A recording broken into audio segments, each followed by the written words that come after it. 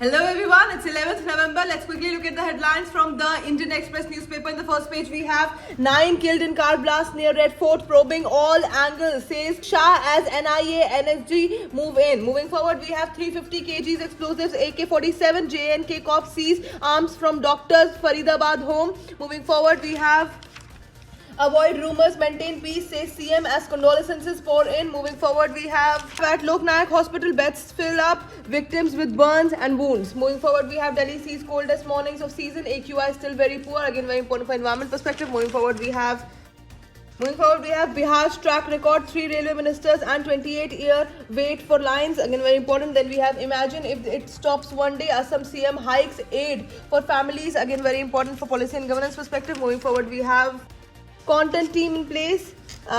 Central Vista Museum awaits narrative. Again, very important for infrastructure perspective. Then we have Lucknow's RSS building among spots surveilled by accused, says ATS. Moving forward, we have finance, trade, key agendas, items, climate meet likely to be stormy. Again, very important for international issues perspective. Moving forward, we have adulterated ghee worth 250 crores sent to make Tirupati laddus, says SIT. Again, very important. Moving forward, we have new fund to protect tropical forests and why it is being criticized. Again, very important for environment perspective. Then we have what governs AI guidelines mean for tech regulation. Again, very important for science and tech perspective. Moving forward, we have the world page where we have Trump hosts Syria leader in first of its kind meet. Then we have Pakistan army chief to get expanded powers under proposed reform. Then we have Sudan fighting displaces 2,000 people in 3 days. All these news are very important for international issues perspective. Then we have the economy page where we have focus on domestic manufacturing, MSMEs as FM holds pre-budget meet. Then we have unemployment rate in July-September falls to 5.2%. Share of urban salaried jobs rises.